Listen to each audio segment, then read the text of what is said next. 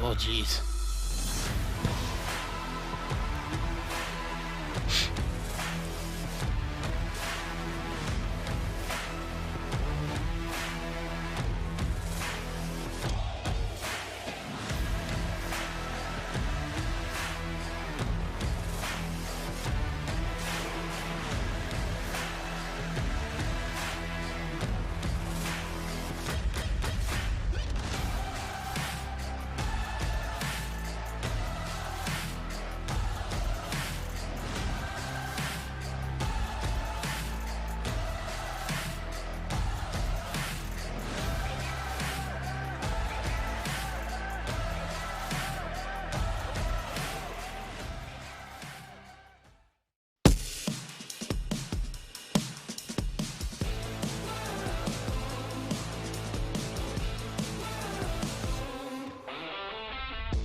On top of the world, about to jump above it. Take it straight to the moon, 'cause we know how to rock it. Ain't no thing you can do, ain't no way to stop it. Now you're feeling it too, let's get it started. Throw your hands in the air while the beat is dropping. Acting like you don't care when everybody's watching. Just keep whipping your hair like that, you got it. Yeah, you're feeling it too, let's get it started. I'm ready. Let's get it, I'm ready. Are you ready? Let's get it started.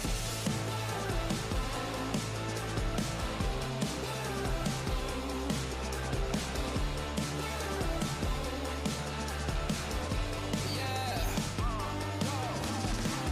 It's starting to heat up, off the charts, off the meter. Turn it up, blow the speakers, make them more to believers. Break through the surface, tell them open the curtains. Give them all what they wanted, yeah. Now let's get it started. I'm ready. Let's get it, yeah. I'm ready. Are you ready? I'm ready. Let's get it started. Yeah. I'm ready. Yeah. Let's get it. I'm ready. Let's go. Are you ready? Let's get it started. Let's get it started. Let's get it. Let's get it started. Let's get it started. Yeah. Give me something new. Time to break loose. Take it to another level. Now we on the move. Shout if you coming with me. Going over the limit. On your mark, keep it steady. So tell me, are you ready? I'm ready. Let's get it. I'm ready. Are you ready? Let's get it started.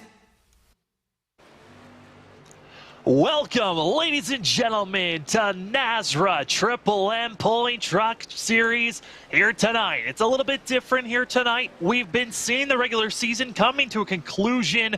We have one more regular season race to go, but that's not tonight. That's next week at Bristol when we'll find our conclusion. Tonight, let's take a little bit of a break. It's all-star racing action at Charlotte. We've got ourselves 21 drivers that are getting set up to attack this course here tonight. As well, we're going to be seeing them racing for 125 laps. And it certainly is going to be a different type of event as it's an all-star race. We've got a smaller field of drivers that are going to be attacking one another, as well as there's going to be no stage racing. And also, here in just about 4 minutes, we're going to be seeing drivers do what we call open qualifying, meaning the track is completely open. All drivers can get on course at the same time, and for 10 minutes, it's all about putting down the fastest time possible. Completely different from what we've been seeing for the regular season. Regular season, it's been that of solo qualifying, where all the drivers get on track by themselves. It's all about finding that maximum speed for just 2 laps. But tonight, it's open qualifying, so it's going to be slightly different for them. But again, you are going to be watching all of this on LSRTV. My name is Sam Dyer. Going to be seeing that of Charles Wooten joining me just in a little bit. But these drivers going to be attacking here. It is the NASRA All-Star event at Charlotte. And these drivers, there's a few that are looking for their first win. It wouldn't be a points win, but trying to get their at least first win of the season. And Top of the board currently, Justin Lumpkin looking quick, as well as the 78 of Keith Haney. 2 drivers. I'm excited to see how well they're going to be attacking here as we're coming up to 3 minutes left in practice. Charles, let's see if your microphone's working. We'll see if we've got you in a little bit of a change up. Usually you're just the producer, but tonight, joining me on the booth, how are you doing here tonight? Doing good. Hopefully the mic is working. Maybe an all-star race. I'm not sure I'm an all-star announcer, but hopefully you can hear me. I do not believe that we have Charles at the moment, as I'm not hearing him on my side, but certainly is going to be a driver that we're very excited to see all the drivers racing here tonight. But I got to say, we'll see how we can get everyone situated. We got ourselves 2 minutes and 30 seconds here. Again, talked about 21 drivers set up. We've got some heavy hitters that are going to be quick here tonight to watch out for. We've got last week's winner from Daytona, Chris Cinnamon, in the 3, currently 9th on the board. He's going to be a driver to watch out for. We've also got the most winningest driver of the season, Ted Wade, going to be joining us in the 2, hopefully, here tonight. We'll see if he can join, but certainly it'd be amazing to see if he can get up in here. Keith Bradley as well was a driver that we were excited to see if he was going to be joining this with the racing circuit with these drivers. Not looking like it, but there certainly are other drivers. The 4 of Adam Newbert going to be in 3rd, currently on the board here for practice. Been Mr. Clutch at the end of runs. We'll see if he can come up clutch and try to get to victory lane, as we're going to try one more time. Charles Woon, you in the booth. Hopefully you got me now. We got you. We can hear you. We got your beautiful voice. We're ready for all-star racing action now. Charles, I know a little bit different from what we were expecting for the beginning of the night. You're hopping in here late. We've got a minute and a half left. Are you ready for all-star racing here in NASRA? Definitely ready for some all-star racing, and hopefully let us know if there's an echo. I can hear myself now, so it's kind of weird, but I believe y'all can usually hear yourself, so hopefully there's no echo on the broadcast. But yeah, not used to being in the booth. Didn't plan on being in the booth, but I'm ready for some all-star racing as always. Definitely, I think it's going to be good. A lower car count than we're used to. Used to it's in the 30s, but it's an optional race, no points. So maybe they're out fishing or something. You're taking a little bit of break potentially here. That could be the reason why they're not all up here ready for racing action. I mean, there's a lot of different reasons on why they wouldn't be here, but, we still enjoy the fact that we got ourselves 21 drivers that were willing to show up. Again, this was an optional race, and I'm also excited to see this is going to be one of the only races of the season without stage breaks, meaning we're going to be seeing these drivers potentially go 125 laps clean and green all the way through. But Charles, this is the NASRA Triple M Pulling Truck Series. We've been watching all season long. I would be highly unlikely that we stay green all the way through. Yeah, I definitely I don't see us going green all the way through. And let me know, do you still hear me? I made a slight change, so hopefully you still hear me, Sam. And I think the fans can hear me, but I don't think you can hear me, Sam. So let me make one more adjustment there. I believe, Charles, you might have made yourself even quieter than you were before. It's quiet on my end, at least. So we're getting you a little bit more now.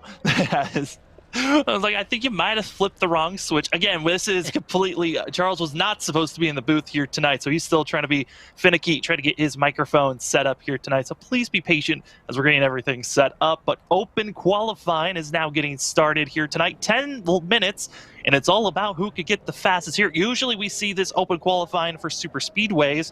Because it's all-star special event, drivers thought, hey, let's have an open queue for ourselves. We're changing it up, and Charles, we'll give it another go, seeing how the microphone sound in this go around. All right, do you have me now? I'm thinking you don't have me. All right, so how about now? Oh, that's much better. We got you now. All right, so I get to hear myself throughout this broadcast, but you get to hear me too, so that's better. Yeah, we'll try to make sure that you're not hearing yourself or talking too much. I know hearing a double, it takes a while to get used to. I had to figure that out for post-race shows, but with a little bit of change up here for ourselves. We have figured this out now as the drivers are hitting the track. 21 drivers, again, going to be starting this race. The question of, do you want to be up front or in the back with no stage breaks and no bonus points or points in general to be grabbed? All these drivers, it's all about getting up front as quick as possible. As we're watching on screen, it's the 0, also going to be on our ticker, the 05. This is Hunter Parsons running the Shrek scheme. I mean, I think I love the thing about All-Star Racing here, Charles. Drivers deciding to switch things up with the schemes that they're running. Yeah, they're definitely switching things up, which is awesome to see. You know, like it's away from the norm. You get to have a little fun, and you know you got to have fun. As we're watching him, Kyle Hess just ran a 30.79.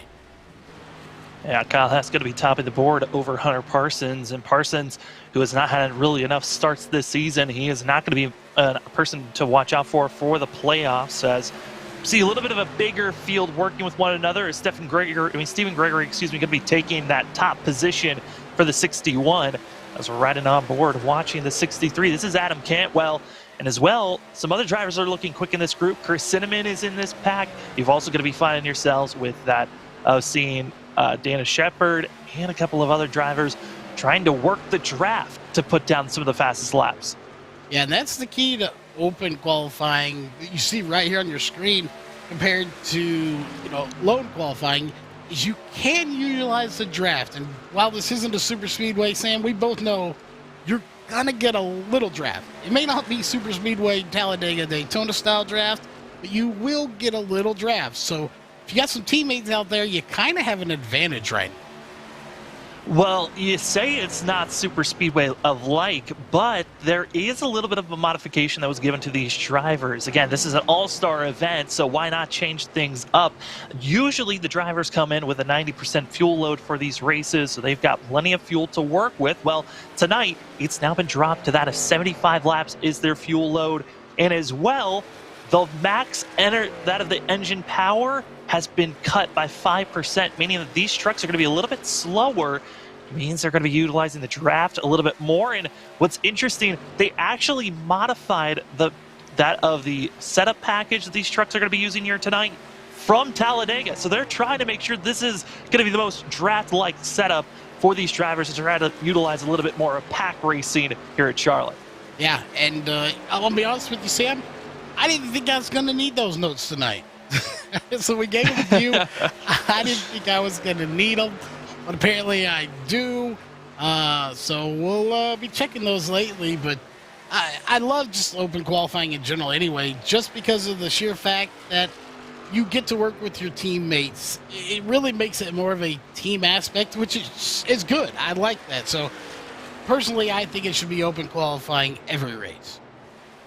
Yeah, open qualifying always is that fun dynamic of can you maximize working with the drivers around you. Sometimes it's allies and teammates. Other times you're working with just the closest driver around you if you don't have a large teammate base to work with. As Adam Newberg going to be topping the board for the Ford machine over that of Stephen Gregory. Also going to be seeing that of Jeffrey Sickles in the 22, going to be in third position. I think the biggest surprise for me, though, Cody Knott in the 26, fourth currently on the board. That is a huge change-up for that Pulse Boppers 26 machine. And Charles, I mean, a driver that's notoriously been known all season long to qualify in the back half of the pack, get caught up in a mess. Well, he's trying to change things up here in the All-Star event. Yeah, he somehow always gets hooked into a caution or a wreck, so hopefully he can get unhooked here tonight and do a good finish. As fourth place, very well. We'll see if he can move that up just a little bit, maybe get a top 3 or maybe even a front row in those front 2 spots. As we got some going off track. I think that's a 05. That was Hunter Parsons again. So unfortunate for him. That is another bad thing about open qualifying is there are other cars on the track. You could get involved in something. Hopefully you can get at least one good clean lap. Yeah, that is what you're looking for. Just one good, clean lap, and you will be solid to be racing well for yourself. And a high positioning is what all these drivers are looking for. As we take a look at some of the other drivers that are on track, I mean, this is going to be a fun night for everyone here, this All-Star event, giving drivers a little bit of a taste of just running at Charlotte, kind of the most well-known track here on iRacing. It's one of the free courses that everyone is given once you sign up for a membership.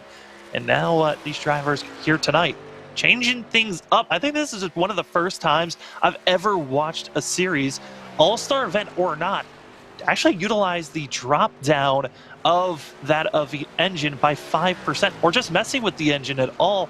It's going to be a factor that is really going to be different, but this is why they dropped it down. Wanted to see some bump drafting, seeing Hunter Parsons and as well that of Cody Knott working with one another, as Cody Knott's going to be still in 4th position. That of Hunter Parsons going to get loose, spun around right in front of the 26, and just like that, scrubbing away that time. Going to be invalidated a lap for both themselves. They're going to have to go and slow down, take a toe to pit road, and reset for themselves. But Adam Newbert, Stephen Gregory, still your front 2. That of Jeffrey Sickles going to be in 3rd place. Let's take a look at some of the other drivers here on track, as that's your 97.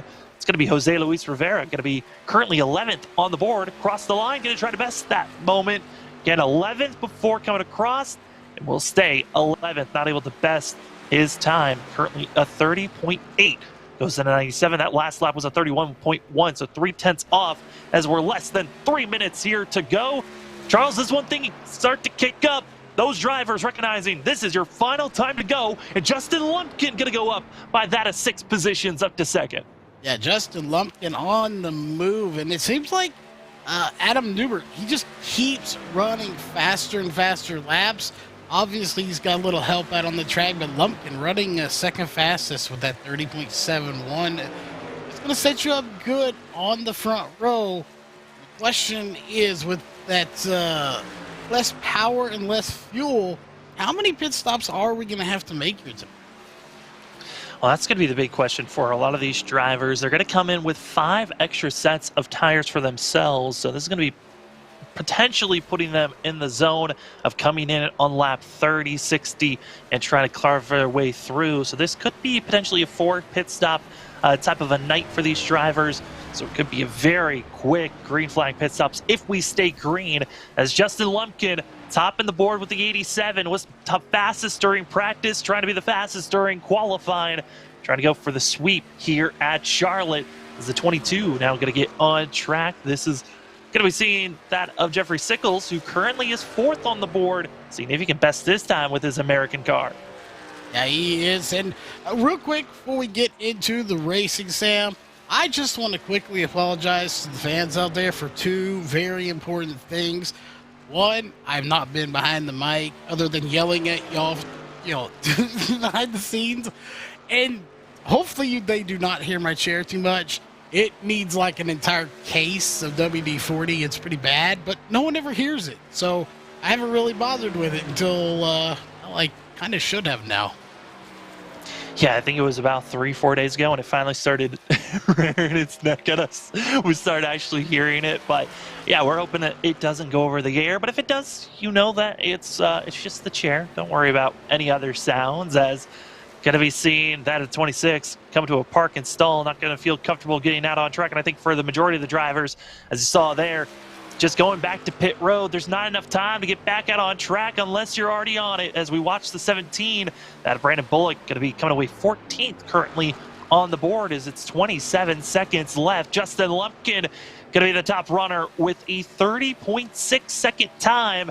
Seeing if anyone else can best it, as it's going to be that of Adam Newbert, going to be a couple of tenths off, but he's going to be finding himself, actually, I take that a couple of hundredths off for the 4. Still out on track, but 10 seconds left. I don't think there's enough time for the 4 to come across the line for himself. Justin Lumpkin looking fabulous for himself, sweeping that of the practice, topping the board, and as well going to be transferring that over to qualifying. I know you've been watching from the sidelines, running productions here, Charles, but Justin Lumpkin, driver that's shown speed, but not a favorite to go for wins. I think tonight could be changing that number. Yeah, maybe you need these non-points race for these guys that typically maybe not up the front, maybe not a contender. Maybe this is their night to go out there and push it a little harder and see exactly what they can do.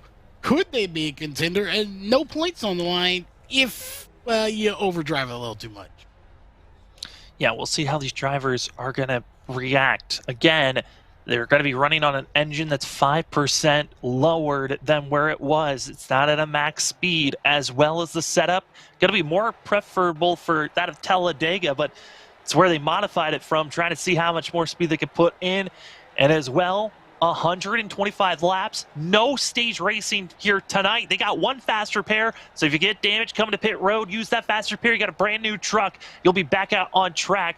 5 extra sets of tires in pit road, as tonight it is the NASRA Triple M Pulling Truck Series NASRA All-Star event here at Charlotte, as the drivers are starting to log in and get on their placing for the grid. Take a look at where they lie, as it's going to be Justin Lumpkin taking the pole award here tonight, with Adam Newbert going to be in second. Stephen Gregory going to be in third, with that of Jeffrey Sickles in fourth. Cody Knott's going to be in fifth, with that of Dana Shepard in sixth for that 43. Seventh goes to Kyle Hess. Chris Cinnamon's going to be in eighth. Ninth goes to Hunter Parsons, with that of Brian Abbott in 10th, as well as we're going to be seeing in 11th. That's going to be Taylor Peacock, Jose Luis Rivera in 12th. That of Dan Hagan going to be in 13th. Brandon Bullock's going to be in 14th. Stephen Thomas going to be in 15th. Adam Cantwell in 16th, with Joey Doucette in 17th. 18th goes to that of Robert Richards. Ed Osborne takes 19th. 20th goes to Keith Haney. And Derek Kilgore finishing out our 21 trucks expected to run here tonight. And Charles, the grid is set. They're getting lined up. All they're waiting for is when that pace truck starts moving, and then we'll get ourselves ready for 125 laps here tonight. Yeah, just a few more seconds, and I believe Ed Osborne and Derek Kilgore have not taken to the grid yet. We'll see if they do, and no, they're pulling off without them, so already a short field, and we're only going to start 19 drivers here tonight. And I will say, not my favorite spot behind the mic. However, I do have good news, Sam. I know this has been bugging the ever-loving crap out of me. I don't know about you as much, but we do have Cody Knott connected to the cam. I didn't set it up properly because I didn't have time, but he is connected, and we're not having any issues tonight. So here in the future, we will have driver cams coming to LSRTV. There's your little teaser of what's to come here on LSRTV. Driver cams. I know we've been testing a lot of different functions of graphics as well as computers. We've had a lot of technical issues coming up this past week and a half.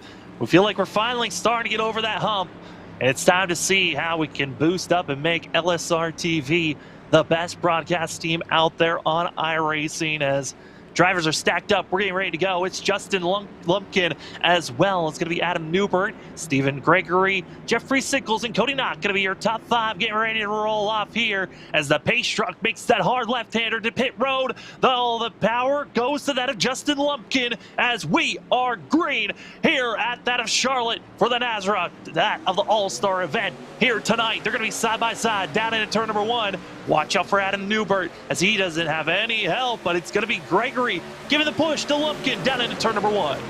Yeah, and I'm wondering, and I know we talked about this a little bit earlier before we went live, is cautions. How many will we have?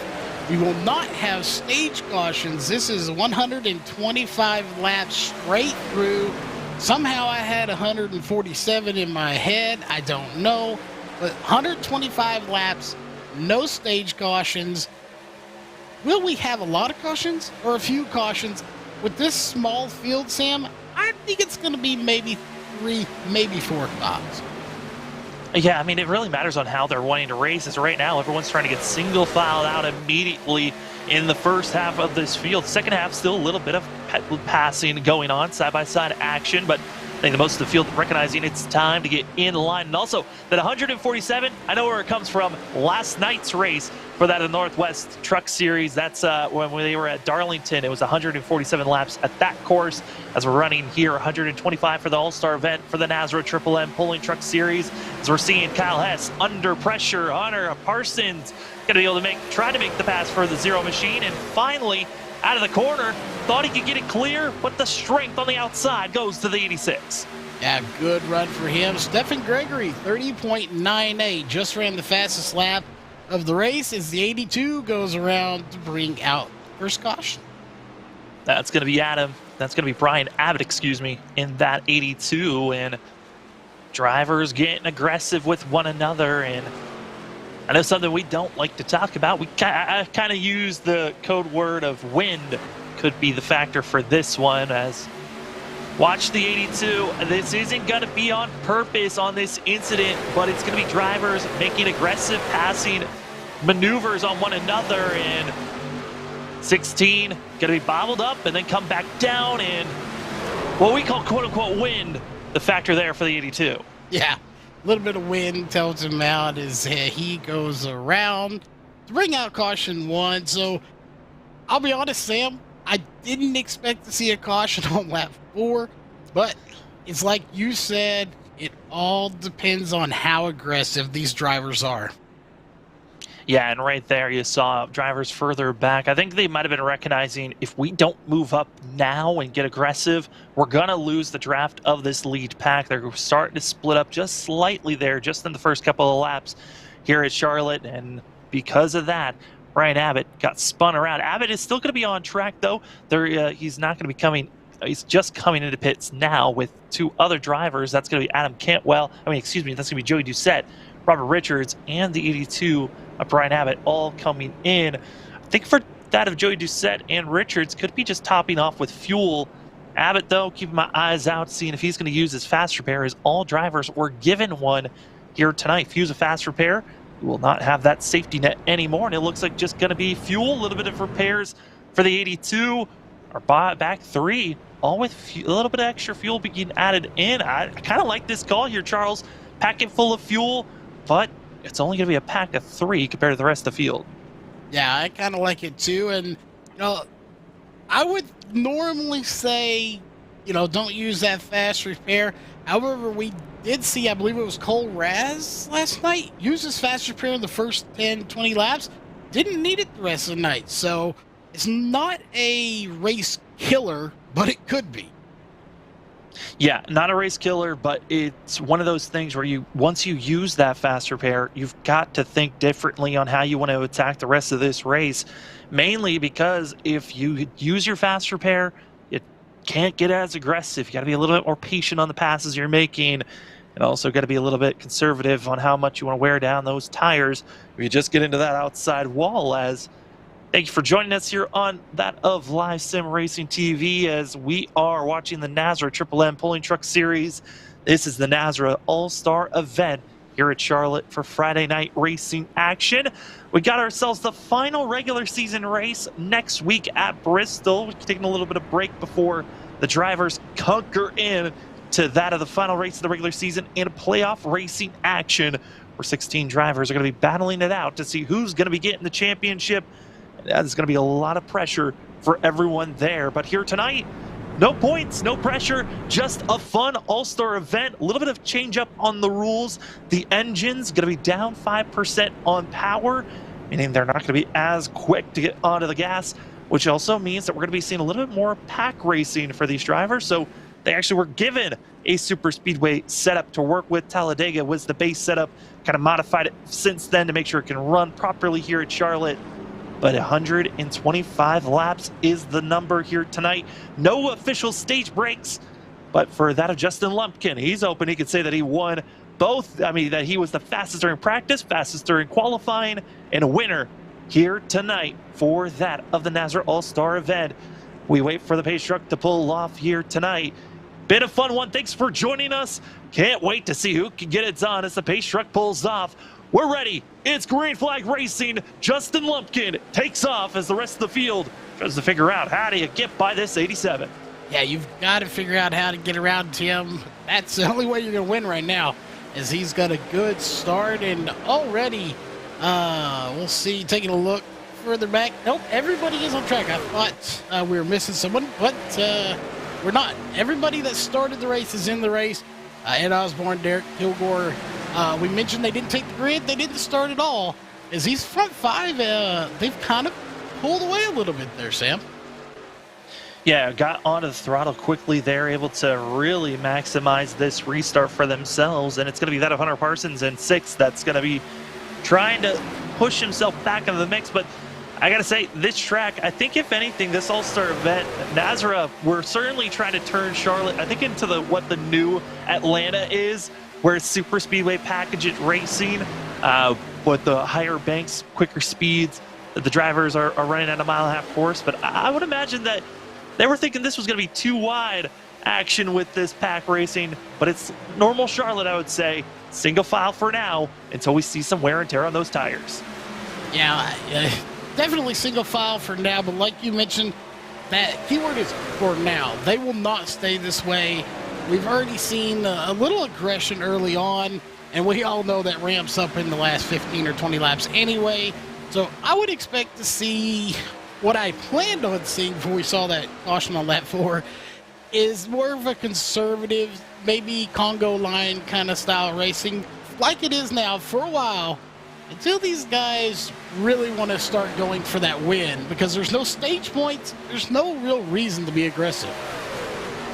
Yeah, we talk about wins and kind of mile-and-a-half racing. There's a couple of drivers that are in the field that, I mean, one that won a mile and a half. That was back at Kentucky, a little bit of a fuel mileage race. That was Stephen Gregory. But we look back even further back. These are some of the drivers that I think I'm expecting just some good runs. Don't know if we're looking for winning pace from this group, but going with a different strategy, they've really lost this lead pack. The gap now going to be that of almost the full second between 5th and 6th, as Hunter Parsons under fire from the 43 of that of Dana Shepard, and as well 26 of that of Cody Knott, who qualified that in 5th, losing 3 positions. He's hoping that he can gain a couple once we start getting green. And speaking of gaining, biggest mover of the night in 12th spot going to be that of Keith Haney, who is kind of going to be my underdog. Started last. He's got a lot of work if he wants to get up front, but the 78, you can see him in that teal black and that colorful scheme back in 12th position. That 78 is looking quick and carving his way through. Yeah, he is carving his way through right now, and always a nice looking ride on top of that. Oh! He tapped the wall. There he goes. That's going to be Keith Haney down in the inside wall, coming back up. But because there's no other racing traffic and he's on the racing surface, we're actually going to stay green because there's no oncoming traffic to the 78. And one of our biggest movers now going to have to go to pit road, heavily damaged. That is not the way you wanted all-star racing event action to go for that of Keith Haney. No, definitely not what he wanted, what he expected, but just one of those deals. Sometimes it happens, and to happen this early could be detrimental, but it also could be good, as if you're going to have to be involved in a wreck, I'd almost rather it happen earlier in the race so you have a lot of time to recover from it. Yeah, and it's not required damage for the 78 of Keith Haney, but he's lost so much ground that it's going to be something to watch out for. Speaking of watching out for, we're watching the battle for second place. That's going to be the 4, Adam Newbert, and the 61 of Stephen Gregory. And Stephen playing a little bit of peekaboo on track, and I hope that he can clear that up, because we don't want to be playing any kids games while drivers are racing on track, and the potential of building more carnage is always looming when you see drivers blinking in and out. Yeah, it definitely is. You don't want to see that. Peekaboo is a fun game when you're a little kid, not so much when you're on a racetrack with other people. So hopefully he gets that sorted out here in the next little bit. And looking back here just a little bit back to around 10th place, it's Cody Knott. Chris Cinnamon, we haven't talked about him a whole lot, but he's trying to work his way up, just not quite there. He's actually -2 on the race so far. So this little group needs to pick it up a little bit, but right ahead of them, Stephen Thomas, he's actually +8 right now. Yeah, Stephen Thomas, I was getting confused. I saw 42 on the truck, and I was wondering who the heck is 42. I can't remember. And then I was looking on our own live telemetry, the 23 on our tickers. They're going to be 2 wide, almost 3 wide. A little bit of calamity going further back, as it's going to be Shepard getting the outside wall, clogging up this pack that is now just recording up onto everybody here. Watch out, as that's going to be Robert Richards in the 48, going to be on the outside. Joey Doucette in the 16. 38 is going to be on the inside. 39. So that's going to be Dan Hagan, who's going to be trying to roll for now. But blink of an eye, this whole entire pack kind of shifted up. But wanted to give note, the 23, Stephen Thomas, on track is running the 42 on his truck. But this group, they're going to be 2, 3 wide. I think this is exactly what this setup and what this field was hoping would happen once you get those older tires, but it's more so of that outside right side damage the drivers are dealing with Bullock on the outside, as well as that of Cody Knott. Yeah, these guys are just duking it out. You know, you'd think we'd have 25 to go. We're not even to the 25 lap mark yet. These guys are just side by side, maybe not a whole lot of beating and banging yet, but hey, what was it the saying for the trucks back in the day? Like tough trucks and tough drivers or something like that. We may be seeing that here tonight. Yeah, they certainly, seeing some stock car racing of Revens racing at least here. And see Robert Richards in the 48 going to be trying to work the middle lane. Going to have Joey Doucette also going to be the back bumper trying to help with that 3 on the inside. That's going to be Chris Cinnamon, who got the win last week at Daytona, locking himself into the playoffs. The 3 was actually one of the bubble drivers needing just good, consistent points days. This isn't a points race here tonight, but the 3 having the highest momentum coming into tonight. Yeah, and of course we're going to root for them. They actually messaged us from their team and said, hey, can we run your logo? And we said, sure. So hopefully we'll see them in Victory Lane and get to talk to them. But Cinnamon right now, again, not moving in the right direction. Nice looking truck though still. A very nice looking truck for Chris Cinnamon, and that 3 machine, he might not be moving in the right direction for now. He's back to that of 14th, now 15th, down 7 positions, tied with the biggest loser of positions with that of Brian Abbott. But, it's still early. Like you noted on, we're not even 25 laps in of a 125 lap race. Taking a little bit of a breather for now. I think everyone might be understanding with the hard racing that's going on back here for the middle of the pack. I wouldn't be surprised if we see a yellow. You might want to back off, give yourself a little bit of space, just in case a big one strikes here at Charlotte. Yeah, as we go probably about 10th, 11th, 12th, this is still a little battle going on as well. And not sure why that's there. Let's switch that to the gap so we can see there, as somehow we were on last time. But Raul Lumpkin right now has got a decent lead over Newbert, but not a huge one. I thought maybe at a track like this, coming into it, we would see somebody dominate and pull away, but props to Brady LeBoff, who actually I don't even see racing. With the way they set these up, you mentioned it at the start of the broadcast, I think they've really, buttoned this field up. They're staying together. I would say 6th on back. They're trying to stay as close as they can. It's more so 10th on back that are on top of one another the most. But, I mean, it's one of those things where this field, it's certainly keeping themselves close to one another, but it's our front 4 that have just gapped themselves from the rest of the field. They are gone. As you can see here, it's just staying in line. They've been playing a little bit of choo-choo train. You monkey see, monkey do. You go down low, we'll follow you as well. And now the question is, when do we come into pit road? I was expecting pit stops to be around that of lap 35 to 40. Could be seeing them even thinking about lap 32 could be the next time, just because of that quick yellow that we had on lap number 3. Could change things up on when drivers are thinking about pit stops, as they only have a 75 lap fuel load.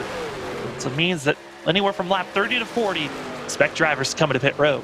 Yeah, and that's going to be very soon. You think it's still 6 laps. That's going to be very quick, considering we're running about 23. Oh, sorry, not 23. 30-second laps. 23 is what lap we're on, but they're finishing. But 30-second laps, that's 2 laps a minute. That's not a very long race if we stay green. We saw that one caution, and then it went green from there. If you had to say, Sam, how many cautions do you think we're going to have here?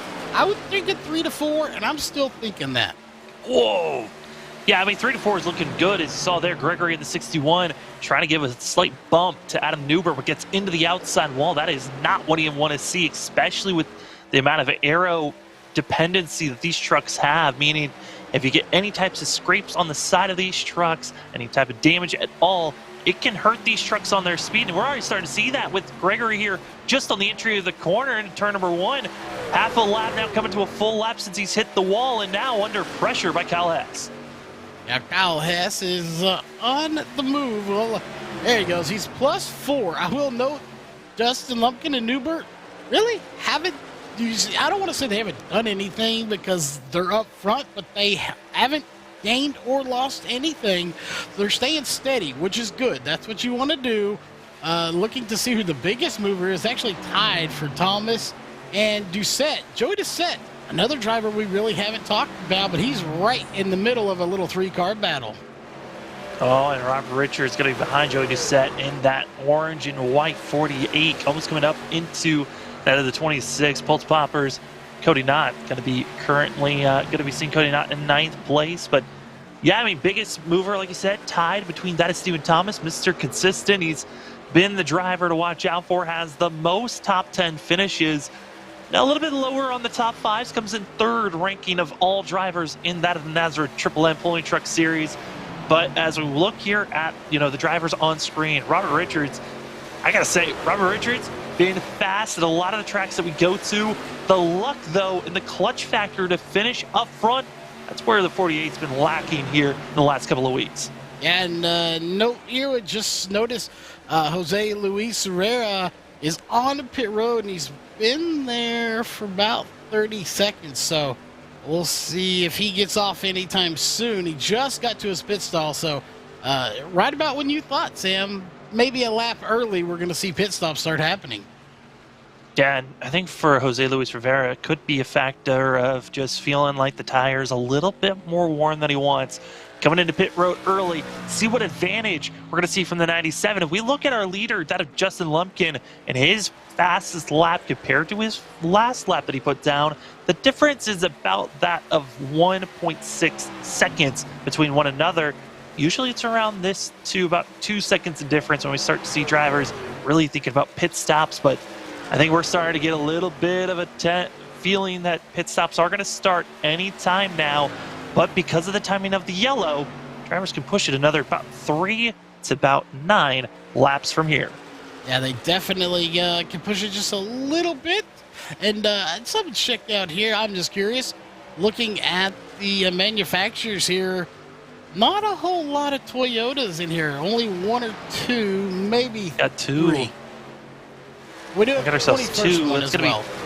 Yeah, it's going to be Gregory as well as Sickles going to be our 2 drivers. And they're, I mean, Toyota's not always the most popular one of them mix, but I gotta say, it's always nice to see the diversity kicking here on the different trucks that these drivers are gonna be running. Yeah, it definitely is. Like you said, Toyota, not the most popular. Chevrolet, that's the heartbeat of America. And what did they say about Ford? They highlighted the problem and then circled it. So, yeah.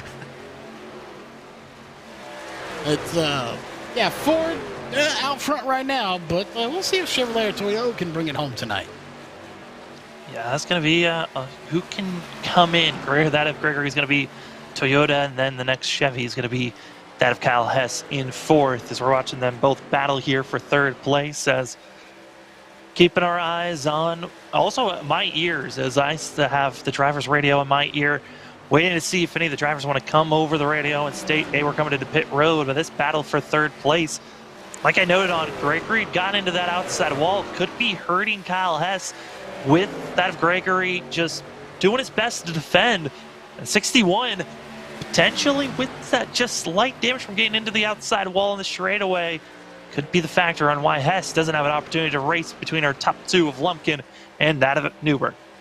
Yeah, damage is very detrimental on these trucks, depending on where it is and how bad it is. But hopefully he can get that fixed. But looks to me like Lumpkin's possibly starting to pull away from Newbert. It makes me wonder if Newbert's trying to conserve a little bit. Maybe he's fixing to come down to pit road. And, now he's picking up a little bit. So, how conservative do you want to be here to, try to plan your pit stops out to where maybe you can pit one less time or pit a little later? I'm just curious what kind of strategy we're going to see here tonight. Yeah, I mean, the more traditional strategy is always have one extra set in the final 20 to 30 laps just in case a late yellow comes out. So that means for these drivers, they've got 5 extra sets in pit road at the start of this race. We're expecting 4 stops. Utilize those 4 sets. So that'd be around, lap 30 to lap that of then 60, and it going forward every 30. But because of the fact that the fuel is only at 75%, they can push it to that of lap 38 or more if they're saving fuel. So these drivers could be thinking, maybe we'll just pit potentially here just 2 times or even 3 times if we're really calculating things right. And I think two-stop could be in the window here. If we get to lap 40, then you pit, at least if they get to lap 42, then they pit on lap 84. They can make it all the way to the end of this race and feel comfortable with just the two-stop pit stops for themselves. Yeah, I think 2 stops could easily be done, as we have a bunch of them coming down now. Looks like Parsons, Thomas, Peacock, Cinnamon, Cantwell, and Shepard. So a whole fleet of trucks coming down pit road now. Getting their cells topped off, and this is right around the window that I was talking about. Anywhere from 32 to 39 was going to be the thoughts of coming into pit road. But now it's on for these drivers that are up front. How long do you want to stretch it out? Because drivers are currently, for our leaders, almost a full 2 seconds off what their fastest lap times were. So we're seeing the field get back out on track, and it's 4 tires and fuel for everyone that came in. And I think that's a good call. The question is, when will the top 9 have not come out? And according to the timing of scoring I'm looking at now, if Lumpkin came in right now, he would come out around 10th position. So makes you wonder when he's going to come in, as Stephen Gregory is on his way in. Stephen Gregory going to come into pit road. I do want to give a note, again, talked about it, fast repairs going to be very important on when you want to utilize them. Keith Haney would pit 3 laps going for the 78. Only driver to use one currently. Stephen Gregory might be a driver that thinks about it, as you see drivers that pitted the lap before all taken off, as Gregory comes by himself, and by coming into pit road, looks like not going to utilize that fast repair. Is that 61? I don't think that's a good call on his part, but at the same time, there's a lot of different thoughts coming around, as here comes Justin Lumpkin, our leader, as well as that of third-place runner Kyle Hess into pit road, followed by that of Robert Richards. Yeah, we'll see if they can come down here. I would imagine 4 tires and fuel for these guys as well. But, you know, strategies vary. We'll see. And there you see the right side going up. So if the right side goes up, Sam, I would imagine the left side's going to go up as well. And there they go. Left sides are up, and we wait for Lumpkin to see those drop. There they go, and now going to be taking off. A lot of these drivers, green flag pit stops, got to make sure you do not get caught speeding coming out of pit road. And as well, you want to make sure you get off the exit of pit road safely. You have to stay on the apron. It's all that blue cone there. That's going to be the merge lane. Or once you pass that blue cone, you can finally come back onto the racing surface. If you come up before that blue cone onto the racing surface, you can get a penalty. And all drivers got to be careful, as here comes another cluster of drivers. It's going to be that of Adam Newbert, Brandon Bullock, as well as Sickles. Sickles actually going to be coming into pit road. And then we're waiting for our top 2. Joey Doucette, Brian Abbott, both drivers that pitted under our first yellow. Continue to stay out for a couple of more laps. I like this call. If they can stay out until lap that of 45, they're good to make this race on one more stop. Yeah, that's a good strategy, I think, as well. You know, and that's what he said. Excuse me. They started this race with that caution, and from that point on, that's when they made this strategy. We'll see if it pays off in the long run, but I think it will. Yeah, it's looking good that it will work out. And honestly, for the drivers that had to pit before lap 42, I don't feel comfortable. I mean, they needed assistance from a yellow and pacing laps. They still might have to make 2 more stops. It could be shy by that of 5 laps for the rest of the field. As Joey Doucette stays out, now making the indication. Here comes the 16 into pit road. Don't get caught speeding. Here comes Abbott as well. And they're going to be finding themselves potentially cutting down 1 whole pit stop over the rest of the field. Yeah, we'll see how the strategy plays out in the end. But, yeah, coming down right now, we'll see. Again, 4 tires and fuels all the way around. It's pretty much the strategy. If you only took 2, that would really throw a curveball to my strategy that I'm thinking. But we're lap 44 of 125, so we're not quite to the end. Like you said, 1 more stop for these guys. You know, they took a risk. We'll see if it pays off, as we still have 1 on pit road. That is Abbott. But this will complete pit stops. I do want to point out, though, as they come off, we'll look at Adam Newbert, 30.83, just ran the fastest lap of this race. Yeah, and he is flying out of Newbert, wanting to make sure that he is in front of 61, making every single pass possible. Newbert, of our front five, was the one who pitted the latest, excuse me, and he's now going to be having the freshest tires, carving his way through this group, as you're also going to be seeing that the 42 on track, the 23 on our ticker.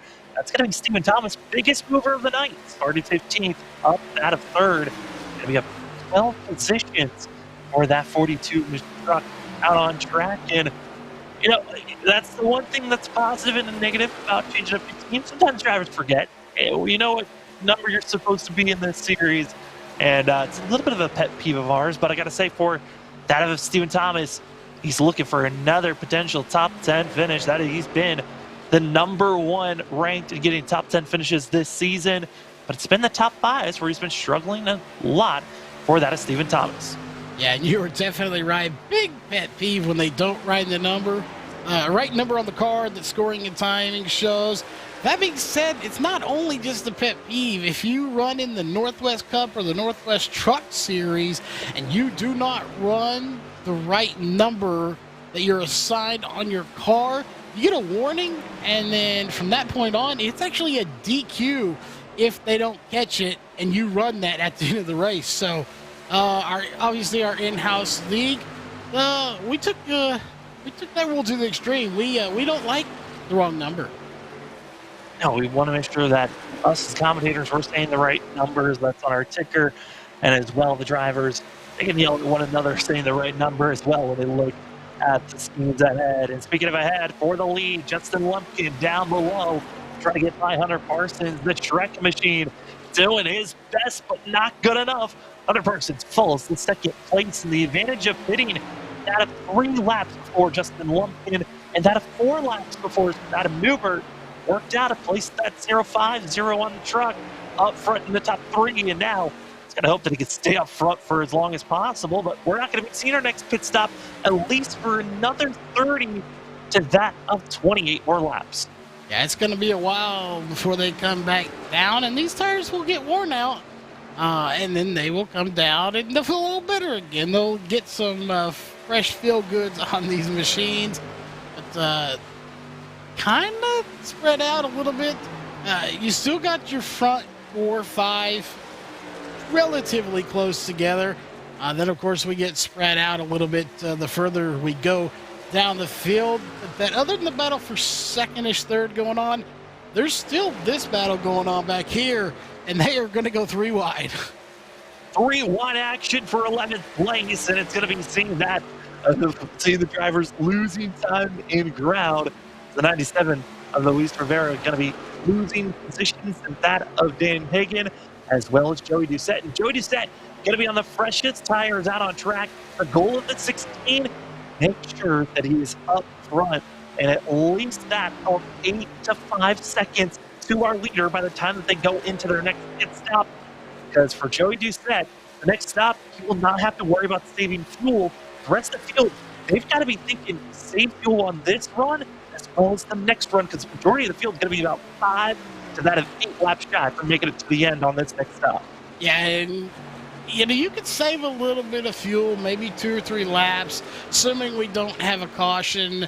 I don't think you're going to be able to save, 7 to 8 laps of fuel. That's a lot of fuel to save.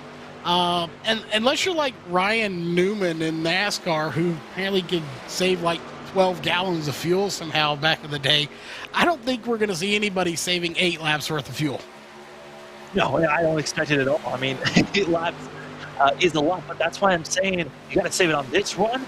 Potentially could just, I want to say 4 laps on this run and then 4 laps on the next. It looks difficult. You're going to have to really clutch or save and really minimize your speed, but it is possible. You're going to need a lot of work, and you might be losing too much ground for the amount of effort that you're putting in. As we watch our battle between our front 4 still going on, as we're going to be seeing that of actually it's going to be second on back to 5th that we're watching here as they continue to race on between one another. And Charles got to say, this has been one of those races where we had that early yellow, but everyone's kind of spaced out. They're playing nice, but this is the group that we're watching because this is where the real pressure is on. and intensity, the potential of a yellow and a wreck is going to be here. Yeah, the potential for a wreck is usually where the most cars are bunched together. So, of course, that's where we're watching, like you said. And we'll see how these guys do. They're playing nice for the moment. But, you know, Sam, you've been on the racetrack as well as I have here on iRacing. And playing nice only works for so long, especially if you think you're faster than the guy in front of you, and just about every driver does. Eventually, your patience grows thin. You do something probably shouldn't, or, you know, they do something they shouldn't, and then you have a 2 or 3 car pileup. We have a caution. Yeah, it really is that fast where you can see just one little minor inconvenience that you're just running behind a driver that, like you just noted on, you feel like you're faster than, make a move that you really shouldn't. Maybe you could have done about 5 laps earlier when you have fresher tires. But now you slip up, you make a mistake. That's going to be in the back of the mind for a lot of these drivers that are riding behind Hunter Parsons. And Parsons going to be on some of the oldest tires of our drivers. We're up in the top 10. So it makes sense for Kyle Hess. He wants to get by the zero machine, but Hunter Parsons, he's running right in the preferred lane, defending properly for the 86, just not able to get close enough to the bottom quarter panel to move up to zero. And Kyle Hess, you can kind of see the gears in his mind are turning. He wants to get set up for this pass. It's going to be the outside where he's going to attempt it. Yeah, he's going to try to take it to the outside, and that may be where he has to make this move. Inside just was not working for him, so he's going to try to take it to the high side and then 86 machine, and he will complete the pass there. So high side may be where it's at least it was for him. So it makes me wonder if that's where the passes are going to be made, potentially for the win later on tonight, if we have a last lap pass. Last lap passes have been known here at Charlotte. It's amazing to watch and see. As speaking of watching and seeing, you're watching NASRA Triple M Pulling Truck Series here for the NASRA All-Star Special Event. As we have got Kyle Hess currently in third place, having a train of drivers behind him. That's going to be Hunter Parsons in the zero. And if Thomas 42 when it's well, can be seen as 51. Stephen Gregory. As these drivers continue to race on, it's going to be Hunter Parsons pressured. As Thomas Gregory, they mix it up and a little bit of back off, and now going to be seen to 42 up to the outside wall. Get an opportunity to the banged up Stephen Gregory trying to get cracked into that of the top 5. Getting the top 5 is a good finish, but let's be honest, if you're anybody but this guy right here in that 87 machine, I believe it says J Lump on the back of his bumper. If you're anybody but Lumpkin, you're probably disappointed right now for the sheer fact that it's an all-star race. There's no points. There's no nothing. This is bragging rights, plain and simple. You want to be the winner. Anything after that, you know, really is just first loser, although not calling any of these drivers losers. Oh, absolutely not. Cannot do that at all. And wondering, hey, how we're going to change the strategy? Well, out of Taylor Peacock, changing it up greatly. Going to be hitting pit road race to 81. Kind of a shocker to see on our ticker is see being passed and into pit road. And going to be taking some 4 tires in fuel from out of Taylor Peacock. Wondering, again, we're not expecting pit stops for another 10 to 15 laps. See if the 81 can gain any of its time back by pitting and what we call it undercut, pitting sooner than everyone else. This undercut work over everyone else that's going to continue to stay out for, like I said, 10 to 15 more laps. Yeah, Taylor Peacock's been known to deploy different strategies, so we'll see if this one works out for him. As we take a look, there's really just one main battle going on, or 2, I should say, and they're all between 3rd and about 5th or 6th, as now Cinnamon's coming down pit road. You know, I threw it out. You know, drivers might think about putting on lap 30 and lap 60. Well, here are some drivers that are feeling like this is the pressure that they want to come into pit road at this time and still try, instead of trying to push it out to lap 70, 75, or for some, they're even thinking about lap 80 to 82 to push out these fuel runs. Drivers that are pitting now, they have to pit at least 2 more times, potentially even just 1 more time from here on out. Yeah, I believe it actually did the math wrong 1 more time is for the drivers that are coming into pit road, but that's an extra pit stop compared to the rest of the field that continues to stay out. Yeah, the rest of the field continuing to stay out as we go back to look at one of the battles. That looks like it's going to be Hunter Parsons and Kyle Hess still battling together. We'll see if that is, again, one of about 3 battles, and you have Robert Richards and Cody Knott battling a little further back around 9th, 10th place, but they're starting to get spread out a little bit more. We saw this last night as well. So once they get spread out, that's really going to take away the chances for cautions. And what that does is if you make a mistake on pit road, you may not have a chance to redeem yourself from that mistake. So you've got to be extra careful once we start getting spread out, and cautions are rarely going to happen. Yeah, I mean, you're talking about last night in the Northwest Truck Series, covered here on LSRTV, and it was a race of picking and choosing, trying to survive, and really it came down to fuel mileage there late as Cole Rathsack took victory lane, but he was being ran down by drivers that weren't trying to save fuel or tires. This could be a strategy here tonight. Who could save enough fuel or tires to try to go for a win? As more drivers into pit road, Stephen Thomas, who is up in the top 10, comes into pit road gaining this turn, and it's going to be back out on track.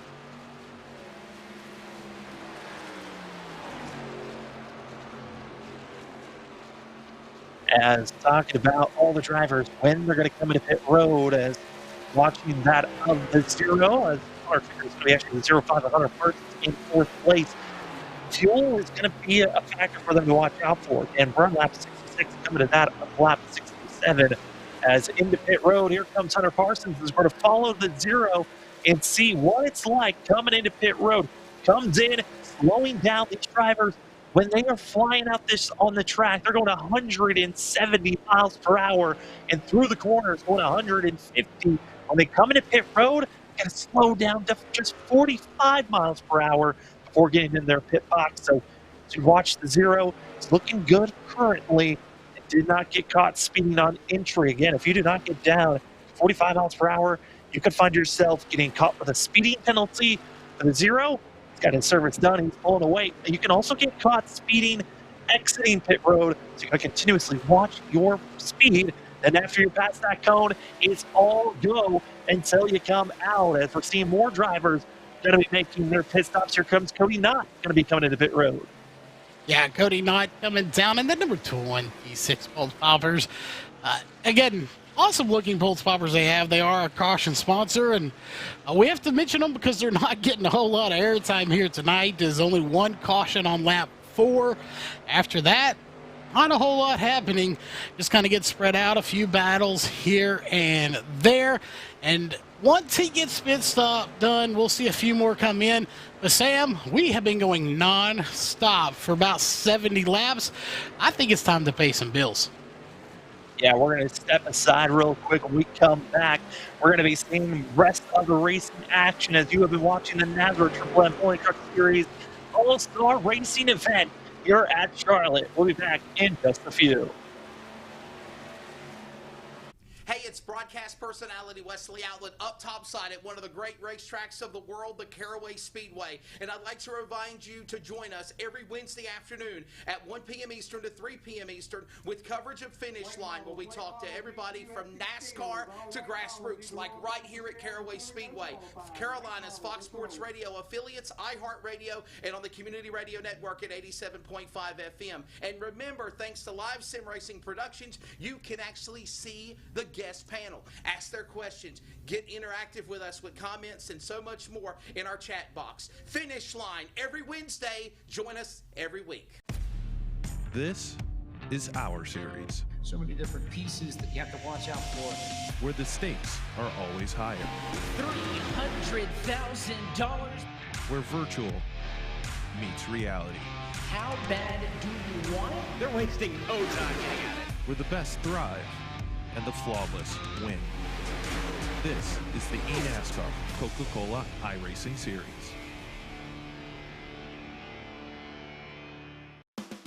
When do you plan on putting in that new fence we've been talking about since last summer?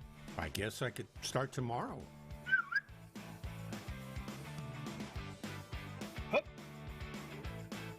Protect the ones you love and protect your buried utilities by contacting 811 before you dig, either by phone, the web, or the NC 811 app. Know what's below before you dig. Visit nc811.org to learn more.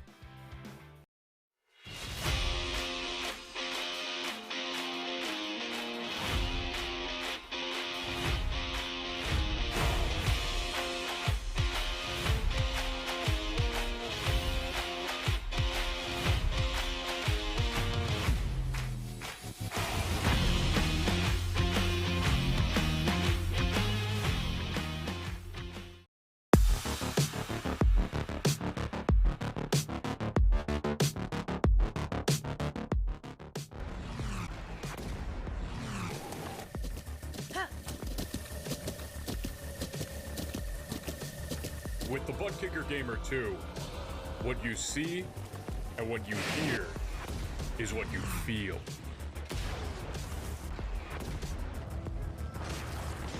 Butt Kicker. The future is feeling.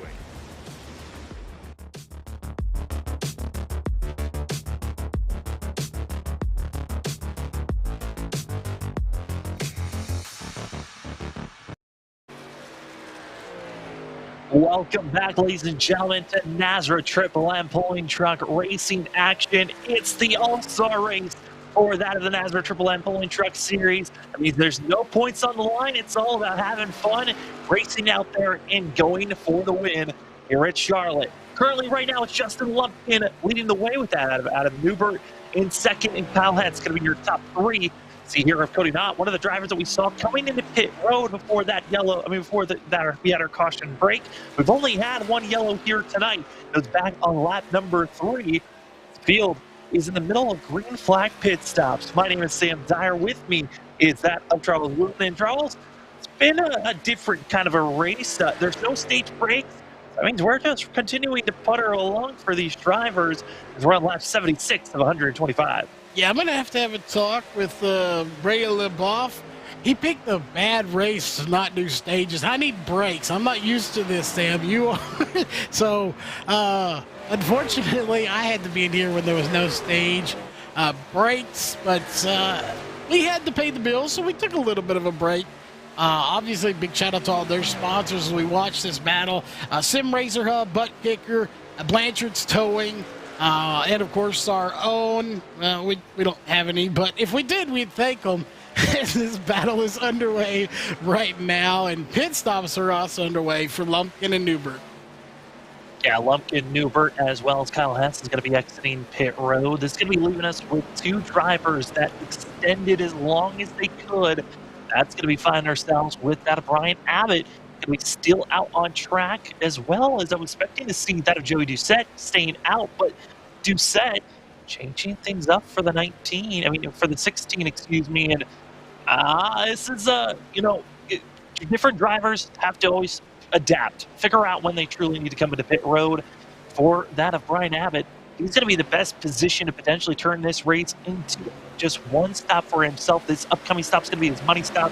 The rest of the field here, Charles, though, they're going to be finding themselves anywhere from 5 to 10 laps shy from making it to the end of this race, meaning we could see splash and go be a factor here late in this race.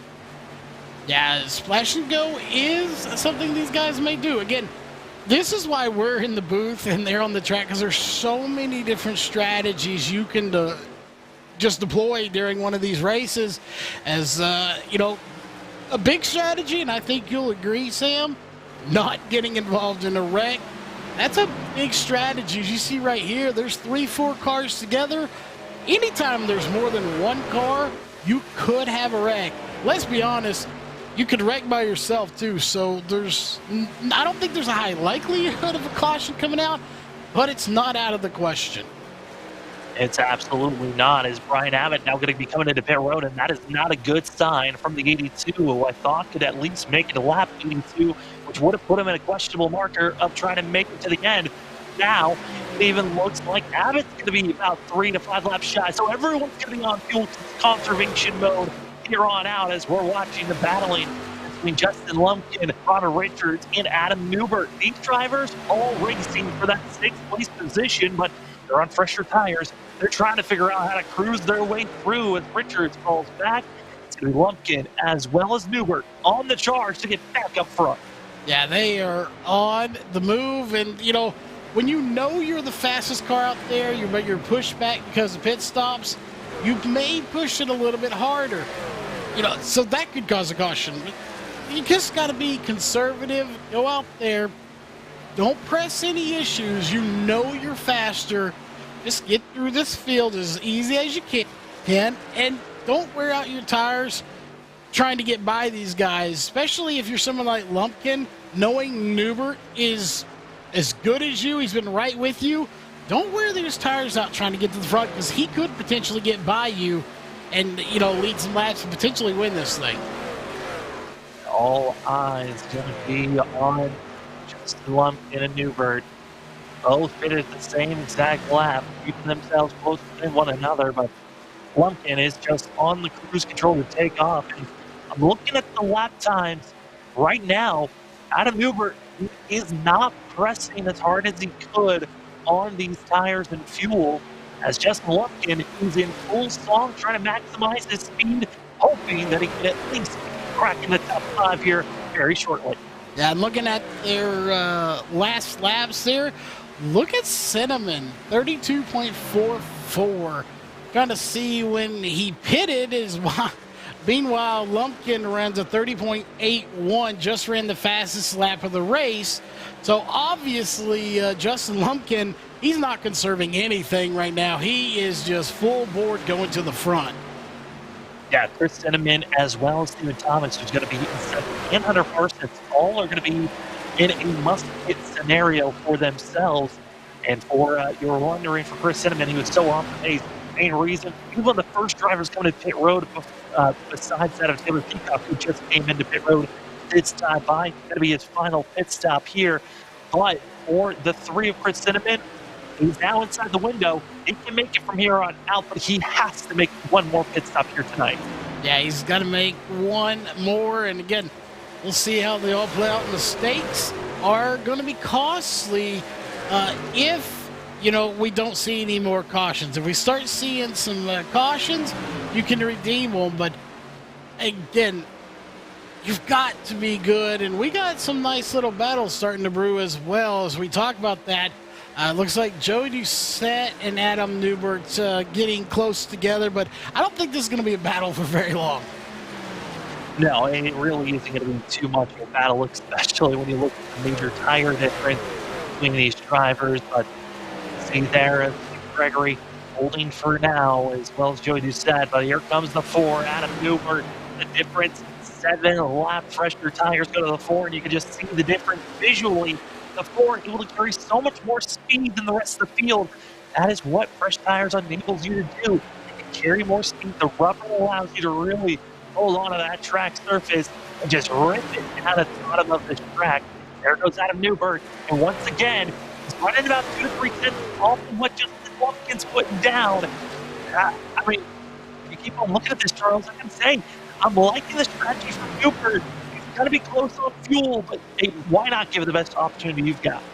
Yeah, you got to give it every bit of effort you have to try to get the win here. Again, we talked about there's no points on the line, and I feel like a broken record talking about that, but this race is all about bragging rights. There's nothing else to it.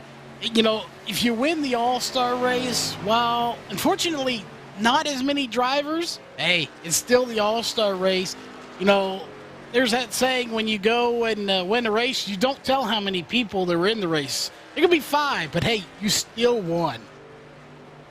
Yeah, that is the thing. You always say, I am a winner of the NASRA, Triple M series. You can say it's an All-Star race, but I mean, even if you win this, yes, we might not have, Ted Wade. We might not have that of Keith Bradley, our 2 biggest winners this season, both 2-time winners. But at the same time, though, we still have some of the strongest contenders still out on track. And if you can get a win for this All-Star race, it still counts as a win against some of the best competitors here in NASRA.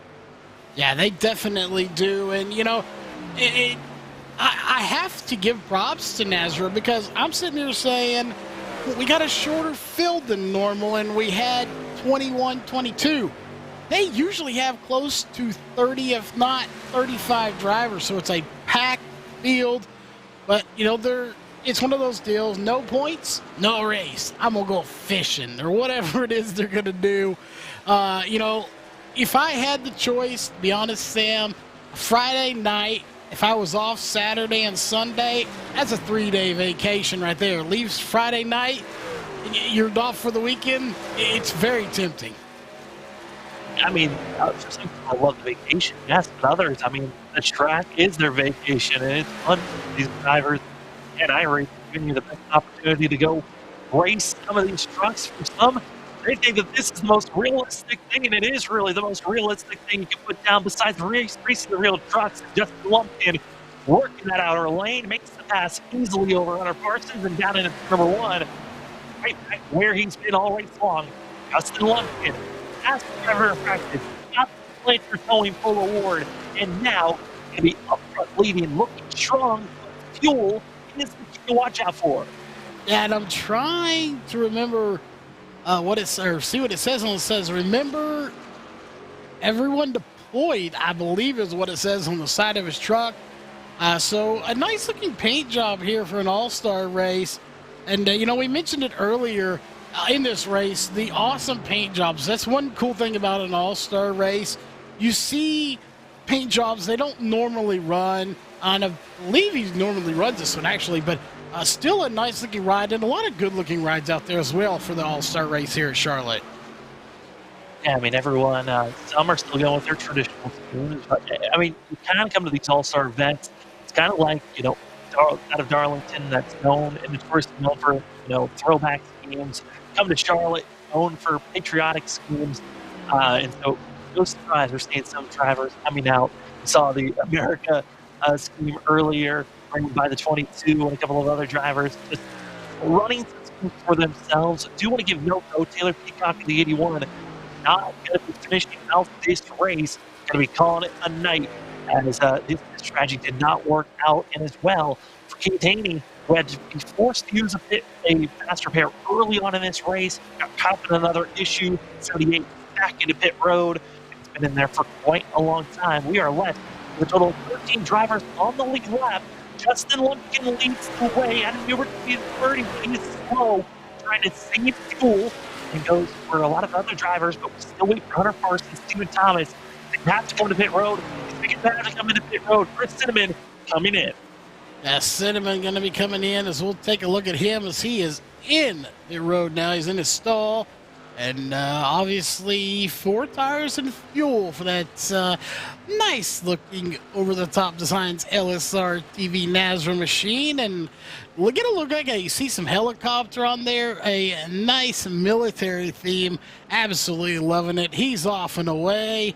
And the question is, who else will be coming down here shortly? And Sam, the point I made about them spreading out, we're seeing that more and more as the closest battle happens to be towards the front, but that is about it. Everyone else quite spread out. Yeah, everyone about either a second or more one another, as we see more of Adam Newbert trying to get by lap traffic. Out of Dennis Shepard as well, trying to get by that. And watch out, here comes the 97. That's going to be Jose Luis Rivera going to have to pick and choose where he's going to go. Is Adam Newbert going to rock that outside lane? Not going to be clean enough. They're going to squeeze the 97 hard on the brakes. So fresh tires and fuel for that of Jose Luis Rivera. He's going to be patient. He said most likely going to have to follow the 4. He's got the fresher tires on the move. But as you can tell, a lot of traffic. A little frustrated being stuck behind the leaders that are battling side by side for second place. Yeah, if you're a leader battling and you see cars around you that are not part of your battle, not exactly what you want to see. Is Hunter Parsons still trying to do something here, try to make something happen, and he's having a fairly good run. Is Steven Thomas coming down? No, sorry, Hunter Parsons coming down. Steven Thomas, well, get that name right, Jam. 12 spots to the good as we check out Hunter Parsons. But a very good run for Steven Thomas. 12 spots to be in third. Caution. Gonna strike, and it's gonna be Robert Richards on the front stretch. Robert Richards, unfortunate for him, and we'll take a look and see. For Hunter Parsons, he's got to get himself pit road, get back out racing, as he's actually going to be passed. But because he was in pit road, we'll see if he's going to be able to get his lap back. But here's our Pulse Poppers instant replay of the 48. Again, drivers were indicating coming into pit road too fast, had to swerve up. And just like that, was looking like a good pit strategy, costing everyone he was trying to follow. Yeah, that is not what you want to do. And, you know, going backwards like that, he got good that he turned around. You know, that's borderline. He could have got an iRacing DQ for going backwards like that, too. So good thing he didn't. But, well, we're under caution only for the second time tonight. So this is really going to change things. It really is, as that of Hunter Parsons, trying to figure out where he's going to be lined his drivers. I think he's trying to block and get drivers out of the way, hoping not to give any space to Justin Lumpkin. And for Lumpkin, Lux into this yellow, was needed to have this yellow for himself to make sure that the 87, because you had to come into pit road looking like he was going to be off by about 10 laps, and the rest of the field, they had come in and really wasn't giving an opportunity for Lumpkin to stretch the fuel out any further. But this is going to reset our top 8 drivers. A little bit of a shimmy of the 4 having to back up, losing a little bit of time there. But it's going to be that of Kyle Hess, as well as that of Justin Lumpkin, Newbert, Gregory, Abbott, Thomas, Cantwell, and that of Robert Richards, which I think that's the thing that's going to baffle me the most. Robert Richards, who was involved in the wreck, able to come into pit road, is going to be still on the lead lap. Yeah, it's really interesting how that one all works out for him. That being said, I need to grab a drink. We got more sponsors to pay, so lights are all still on the pace car. We're going to take our final commercial break here before we finish this thing up with about 23 to go when we come back. Hey, it's broadcast personality Wesley Outlet up topside at one of the great racetracks of the world, the Caraway Speedway. And I'd like to remind you to join us every Wednesday afternoon at 1 p.m. Eastern to 3 p.m. Eastern with coverage of Finish Line, where we talk to everybody from NASCAR to grassroots, like right here at Caraway Speedway.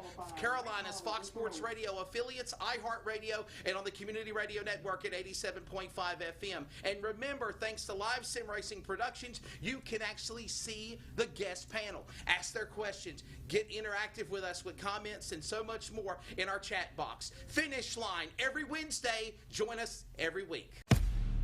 This is our series, So many different pieces that you have to watch out for. where the stakes are always higher, $300,000. where virtual meets reality, How bad do you want it? They're wasting no time getting at it. where the best thrive and the flawless win. This is the eNASCAR Coca-Cola iRacing Series.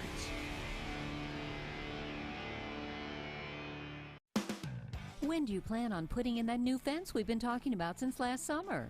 I guess I could start tomorrow.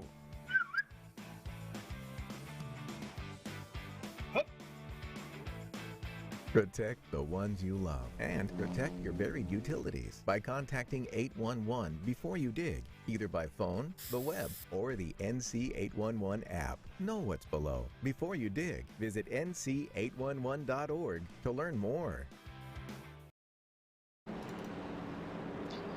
Welcome back, ladies and gentlemen, to NASRA Triple M Pulling Truck Series. Tonight, it's All-Star Racing action, as it's the NASRA All-Star event at Charlotte.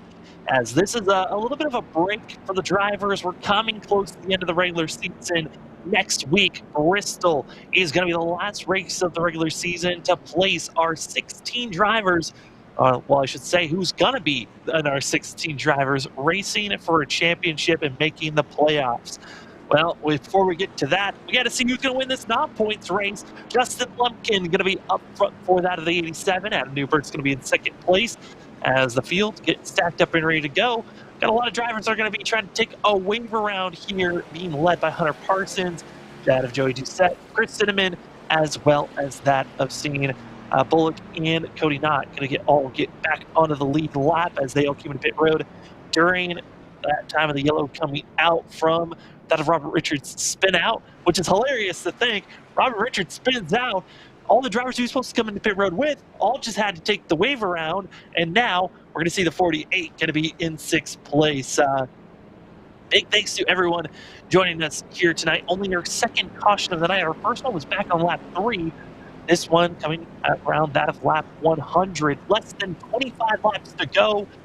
Like I said, Justin Lumpkin leading the way. He was the fastest during practice, fastest during qualifying, and now going to be seen if he can get the sweep going to coast, winning here tonight. But he's got some heavy competition. Adam Newbert, Stephen Thomas, also that is Stephen Gregory, going to be drivers to watch out for. And the majority of the field have used their faster pairs. They've got the cleanest trucks they could ask for. Here coming up to 22 laps to go. And Justin Lumpkin leads the way. Pace truck makes the hard left-hander. And now the control is in with Lumpkin on the inside. We are green here for the NASRA All-Star event. And Lumpkin right back to where he's been, Charles, leading the race. Yeah, Lumpkin is very happy and content being up front. It's like you said, green flag back in the air. Not sure what happened to our overlays there. They lit a little wonky side, but they are an experimental. We're working on them, but 22 laps to go as it's a side-by-side battle for the lead. And, you know, I'm going to be honest, I hope this race comes down between them two because they've really been the dominant two here tonight. Yeah, I mean, it was coming down to fuel strategy on who could come in to pit stops. They were going to be about 4 to 5 laps shy. The yellow flag saving Adam Newbert and Justin Lumpkin.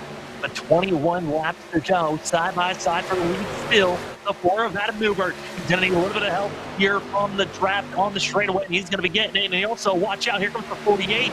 Robert Richards, who we haven't really talked about most of the night. He's now going to be in 5th place, challenging that of Gregory. But single filing out and right back where we were at the start of this race here, Charles. Single file racing, but this is what we've been seeing. Now, who can challenge and try to get by Lumpkin while Newbert's trying once more? And Stephen Thomas, 30.78. He just ran the fastest lap of the race. You want to talk about, pardon me, domination or deserving of a win? Lumpkin started first. Newbert started second. Stephen Thomas up 12 from where he started. Your top 3 really deserve a win if anybody ever has in this race right now. Reminder, this is not a point race. During the regular season, Justin Lumpkin, Adam Newbert both come in with 0 wins here tonight. They're hoping to get their one of the season. It won't count for points, won't lock them into the playoffs. Certainly trying to get the best momentum going into Bristol next week. And look at the numbers. Adam Newbert, 6 top 5s, 6 top 10s. If he finishes in the top 5, where he likes to be. But if he's not in the top 5, he's outside the top 10. This 4 trying to go for his first win. Just one win. Just top 10. 2 top 5s. This is going to be one of the best races of the season if he can get a win here tonight. Yeah, and looking back, I believe it was Kyle Hess ran a 30.65, so even he ran a faster lap.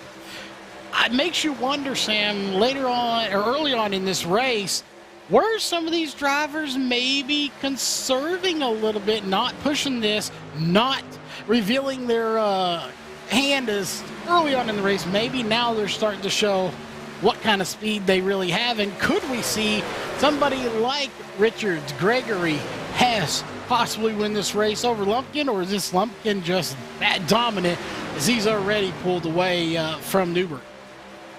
I mean, it's a term we haven't talked about all race long, but dirty air. That's that air that's coming off of the driver in front of you. If you follow it into these corners, you actually can do what we call tightening up the car, where you turn the wheel and the truck just wants to go straight. It really doesn't want to turn at all. That is a factor right now that we're seeing just Lumpkin, as we are now finding ourselves just at a 6 lap into green flag racing here since the restart. Those tires are starting to kick in. Lumpkin pulling away. And now Newbert, who's being so aggressive, he's now going to be under pressure. Thomas coming at turn number 4. Could there be contact? Will not be. As oh no, there it is. Contact's going to be made. Up into the walls to 4. They stay straight for now. But Stephen Thomas and also Adam Newbert is saw it coming. Yellow flag wave. It's Richards spinning around. Unfortunate for Richards. He's going to take the worst of that. As we go back, we'll take a look and see exactly what happened. Well, we'll see if it wants to or not. Maybe that's... You know, technology is always a funny thing. You know, we've seen our overlays, like we said, they're in trial here. We're trying to get them working, and sometimes even the replay system is in trial mode, where sometimes it wants to work and sometimes it doesn't. But a lot of that starting around, you know, when we saw Newbert and Stephen Thomas making their contact out of turn 4. And after that, I think it was believed Stephen Thomas still out of control. But we're going to take a Pulse Poppers instant replay. Take another look at what happened here. Again, watch out for the drivers ahead. Newbert as well as Stephen Thomas are going to make contact with one another. And this is what's going to hurt the drivers. Going out of the exit of turn 4. And Robert Richards going to be the innocent victim here as drivers are checking up, trying to survive for now. But here comes the madness. Yeah, just like you said, just a little bit of checkup. He gets a smack right there, and he just cannot recover from that little tap he had. Around he goes. I don't think he hit the wall. No, he didn't. So he saved that, because the last thing you want to do is potentially damage the front of that car. The big thing, I think, for these majority of these drivers, they've got to be frustrated on the fact that they weren't, you know, majority of them had already used the fast repair. That of Robert Richards had already used one. Adam Newbert going to be a driver to watch out for if he's already used his fast repair here. So drivers are going to have to deal with the damage that they have, but coming into pit road, taking 4 tires and fuel. Again, the drivers had 5 extra sets to work with. This is the most optimal time to do it because Charles, our top 4, did not come to pit road, being Justin Lumpkin, Kyle Hess, Brian Abbott, and Adam Cantwell. This is giving them a great opportunity for some of these drivers. They're going to try a little bit of a change-up, and you were wondering who could potentially go for 2 tires? Hunter Parsons comes out second of drivers that came into pit road. He's going to be in that of 6th place coming out of pit road. That Zero Machine, he's trying something a little bit different here. Yeah, you know, you got to try something, especially when you've got somebody like Lumpkin that's just been as dominant as he is. You've got to try a different strategy and, you know, try something that they haven't seen before or didn't expect in this race. I think that's it. 2 tires. I don't think anybody expected anybody to take 2. The question is, will it work? Well, that'll be determined here. What do we think? We'll have about 10 laps to go when we take the green flag. So yeah, I think it will be around 10 when we go green. We'll see if the lights want to tick off this time by, but I believe, yeah, lap traffic's coming into pit road. So yeah, it's going to be 10 laps to go when we go green. I just don't see how Lumpkin can hold off the rest of the field. We've seen drivers with just 2 to 1 lap advantage having such, you know, a run to get by those drivers on older tires. Our front 4, they are sitting ducks on this next restart. Yeah, you do not want to be a sitting duck. So we'll see. Again, I'm thinking about 10 laps to go. That's when we usually see the aggression ramp up. And it's usually when they're close together. Now they're going to be really bunched up. You know, if we see any tire spin, somebody get a little sideways, not get a good jump, and somebody behind them get a better jump, we could potentially wad this field up pretty easy. Yeah, this restart's going to be a big factor. This is going to be one of the first restarts with much older tires for the majority of our front runners. I mean, for our front 4. While the rest of the field, they've done a couple of restarts on these fresh tires that are going to be slightly cold, but watch out for Hess, Abbott, and Cantwell. I think that's where we're going to see the most concern. Usually the leader isn't the driver that wheel spins initially. It's everyone else that's following that when they're trying to time the leader or catch up to the leader, they can gun that throttle too fast, get too much wheel spin, and the wheels get turning. That means sometimes it doesn't grip to the asphalt. You find yourself going left, right, or not even taking off at all. It could cause a calamity if you're not careful. Yeah, you definitely have to be careful. Make sure you don't do anything detrimental to your race or anybody else's race for that matter. And the lights are off, and this is going to be very, we're going to go with the word rustic, Sam. We don't have the actual overlay made for this, and we just want to shout him out here because he was the one driver that actually helped us out. But very quickly, there you go. There's Cody Knott, Pulse Poppers, live on camera. He doesn't know it, and he won't know he's on camera until after the race. But he volunteered and said, yes, I'll do it. So a big shout out to Cody Knott from Pulse Poppers to be our in-car cam, and we didn't get to actually use them because of me having to be in the booth. So I wanted to give a shout out to him for at least giving an A for him. He actually helped us out. Yeah, big thanks to Cody Knott again. I mean, yes, he wasn't able to be side by side with his car cam and driver cam like we're going to be hoping to show off, but a little bit of teaser on what's coming here on LSRTV. Cody's going to be back in ninth. He's going to hope for a good restart, but for the drivers up front, Justin Lumpkin, Cal Hess, Adam Cantwell, and Brian Abbott, they're on old tires. Watch out, Stephen Gregory, he's going to be 4 fresh tires. Then you've got Hunter Parsons with 2 fresh tires, as this is going to be our next restart. 10 laps to go here for the NASRA All-Star event. We are green, and watch out, they're already clogging up. It's the inside line that's on the move. Yeah, that inside line is definitely moving, and they're kind of, I thought they were going to go 3 wide for a minute, but they don't. They kind of sort it out. You know, the $1 million question is, does anything or anybody have anything for Lumpkin? My answer, no, I don't think they do. Well, of course, though, how defensive does Abbott and Hess want to be? And, oh boy, watch out, a little bit contact again. Well, it's going to go right into the outside wall. Nowhere to go. We had to react to the checkup. And it's going to be the 63 who gets the worst of it. But now Hunter Parsons is going to be trying to move up, trying to catch up to that of Abbott. And right now, you look at the fresh tires, it's the driver that took 2. Hunter Parsons in 4th, trying to get by our top 3. It did not go to pit road on this last yellow. Yeah, so it'll be interesting to see how it all goes down. But like you said, tires, 2 tires, 4 tires, somebody's going to win the race. The question is who is, there we go, having some issues I had to deal with. But these front 5, 6, they're right there together. Do you think we'll see another caution? Sam, I'm kind of thinking we might. Yeah, there's always going to be the opportunity of another caution. And what I'm liking, from what I'm seeing right now, is Brian Abbott. He is hugging that blue line, blue and white line. That's where the transition marker of the racing surface to the apron is. And drivers always trying to get down low, and there goes Hunter Parsons, able to finally get to the quarter panel. This is going to give Gregory, as well as that of Joey Doucette, an opportunity to crack into the top 5 and utilizing the draft, pushing, bump drafting. But watch out for Hunter Parsons, because here goes Stephen Gregory trying to give an opportunity for the 61. But Abbott, he's being swarmed right now, and absolutely hope that he doesn't get swamped into the outside wall. Yeah, he definitely is. And Joey Doucette, 30.58, just ran the fastest lap of this race, but he's mired back a little bit. So these guys have got to get to the front.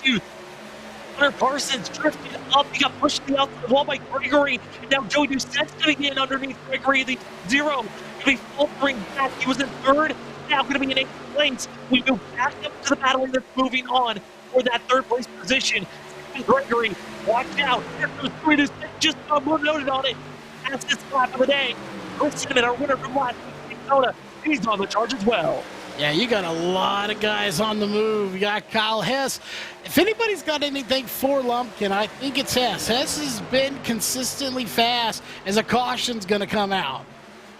Oh, and really, it was going to be Gregory as well as Joey Doucette and Cinnamon that were on the charge.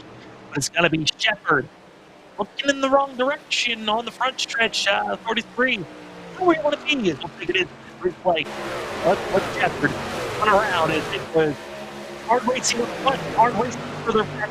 Just in the 8th place, there's giving Hunter Parsons and Shepard, and then he was Thomas to be dashing back and forth. We stacked up. There goes Cody Knott up high. And not, it's a little bit of tough for himself, drifting up, not letting off. And contact, there goes the 43, and oh my goodness, Walt did not want to let him go. No, he's you've been hooked by a pulse popper. Well, that's hooked by the wall right there. Is wow. Like you said, the wall did not want to let him go. He was not his friend, and that was a hard lick. And it's unfortunate for him, but what this does do is it bunches everybody back up with Lumpkin once again. And I think Hess maybe could have got up to him, but Lumpkin's been having really good starts. And with the green-white checkered coming in, this should be overtime number 1. I don't know if they're going to have anything, and, well, it doesn't matter. Hess is coming down pit road. Hess into pit road, as well as a couple of other drivers going to be following suit. That's going to be Chris Cinnamon, who was up in that 4th place. He's coming into pit road. We've got a good chunk of drivers deciding pit road, taking fresh tires. If you got them, take them now. And I think that might be the indication of drivers thinking we're going to have multiple yellow overtime attempts here, which, again, we're waiting for the drivers to come across the line once more, and then we'll get the official amounts of overtime attempts for these drivers. But Chris Cinnamon taking only 2 tires for himself, got a little bit of, saw Hunter Parsons rocking well with 2 tires, thinking, you know what, I'll give it a try myself. Yeah, and trying to see, it looks like the pit lap 100, 112, 122. So what lap are we on? 122 right now. So the top 7 people, 7 drivers did not come down. If you're Hess or someone back there that did take tires, are there too many people in front of you to try to get to the front now? For Hess and Parsons, for sure. They take 4 tires here. They're going to be back mired in 10th and 11th place. That's just too far. You're going to be going into overtime. It's known as a green-white checker. Get the green flag. It's technically just 2 laps. Get the green flag. You race around. If we get the white flag, we then will race it to the end of this race, and it's all about getting to the checkers. And then, as well, going to be seeing these drivers. If we do not get to the white flag, though, when we go green, we find ourselves having to utilize an extra attempt at overtime. We're going to find ourselves with just 1 other attempt. There are 2 attempts going to be, if needed, here tonight. As we're going into attempt number 1, Charles, I think everyone's hopes we finish out this race here. Yeah, I definitely think they are. They're hoping, let's just get this race over. It's the All-Star race. And a lot of these guys just want to get their weekend started at this point. So we'll see if we can finish it. We're going to go into overtime number 2. Well, will overtime number 2 be utilized? Again, reminder, Justin Lumpkin, he has not pitted since lap 101. That was the last time the 87 was in pit road. Steve Gregory pitted that 11 laps ago. Same goes for that of Joey Doucette, Stephen Thomas, that of Robert Richards, and Cody Knott, as well as Jeffrey Sickles. Just coming into pit road, only taking 2 tires, going to be Chris Cinnamon in 8th, 9th for that of Brian Abbott. Then 4 tires and also a little bit of damage repair from 10th on back. Kyle Hess, Parsons, Ole Cantwell, Rivera as well. Those are going to be your 14 drivers on the lead lap. Only driver a lap down, Dan Hagan in 15th. Everyone else, multiple laps down, and they will not get their laps back. This is when we get down to the nitty-gritty, where the driver's going to be lined. And Charles, it's been all getting set up for this. Who's going to get it done? And I feel bad for Lumpkin because he's going to find himself with extreme old tires and drivers hungry to get by him. Yeah, he definitely... Lumpkin's got a fight on his hands. I don't know if these guys are faster than him, but, I believe the old saying from Dell Sr. or Kelly Arbor, somewhere back in the old days, it's not the fastest driver that wins, it's the driver that refuses to lose. So you've got somebody back there like Gregory Thomas, Doucette, that have been up there all night. They're looking for a win. And look at Cody Knott up in 5th. You know he would love to get a win, especially here in the All-Star race. I mean, Cody Knott got a little bit of a teaser of driver cams. They are coming here on LSRTV in the future. We're excited that Cody Knott was able to help us with our little bit of a test here tonight, as well as graphical tests, as SDK has been, only a couple of blips here tonight, but overall looking good. But this is the All-Star race. We've been having fun up in the booth. For the drivers, we're hoping they've been having fun. Lots of different strategy calls have been thrown down, and it's coming down to this. Our first of 2 attempts in overtime. Will this be the final restart? We'll find out. Justin Lumpkin, Stephen Gregory, Stephen Thomas, Joey Doucette, Cody Knott, your top 5 as we see the pace car go off into the restart zone. We are green for what could potentially be our final restart here for the NASRA All-Star event. It's going to be Justin Lumpkin, that of Stephen Gregory, Joey Doucette, and right now, Doucette right on the back over the 61. They kind of have to work with one another here, Charles, to get by that 87. Yeah, they're going to have to work together and then not work together if they want to make something happen as they go down the backstretch. Again, the next flag could potentially end the race as we got a battle for the lead. Gregory on the move, and he takes the lead. Gonna take the lead down low, but here comes the power back by Justin Lumpkin across the line. It's gonna be Lumpkin, white flag in the air. This is official. We only needed 1 overtime attempt. This is it down into turn number 1. Here comes Adam, Stephen Gregory, Lumpkin, side by side. Draft gonna be going down into turn number 3. Charles, this is gonna be a wild one. Will they go 3 wide? As they possibly could. Now we're going to 16. Kind of push the 61. 61 gets bumped, and it's not going to matter. Gregory steals this one. Stephen Gregory, last mile and a half that he won was based on a fuel strategy. Well, this go around, it was tire strategy. And gonna find himself in victory lane for the NASRA All-Star event. Lumpkin, 1 position, dying so close. Just at under 1/10 of a second for himself. And I gotta say, the fireworks are shooting off. Charles, they certainly were coming at turn number 4. Yeah, let's be honest, I did not see that coming early in the race. I did see it coming later on in the race, but Gregory's got to be feeling ecstatic to get that win. And let's be honest, he stole it because Lumpkin had the fastest truck all night long. Fastest truck, but the Sandlot machine able to get the win. He called his shot and got it done. Stephen Gregory gets the win here for the NASRA All-Star event. As he's burning it down, give a quick rundown of where the rest of the drivers lie. Second place, going to be Justin Lumpkin. Chris Cinnamon going to be in third for the 3 machine. We'll talk to those top 3 in our post-race show. Cal Henson fourth. 5th place goes to that of Brian Abbott. 6th goes to that of Jeffrey Sickles. With that of Stephen Thomas. Going to be in 7th. Hunter Parsons in 8th. That of Brandon Bullock. Going to be in 9th. With Jose Luis Rivera in 10th place. 11th goes to Adam Cantwell. Cody Knott gets 12th. 13th goes to Joey Doucette. 14th goes to Dan Hagan, as well as Robert Richards in 15th. 16th goes to Dana Shepard. Adam Newberg gets 17th. 18th goes to that of Keith Haney. Our last driver finishing out the night goes that of Taylor Peacock in 19th. Charles is a wild one. Stephen Gregory, like you said, kind of the thief of the night, taking this one away. And for us, we're going to step aside. When we come back, we'll talk to the thief. We'll talk to the disappointment. We'll talk to the winner from last week. We'll be back in just a few.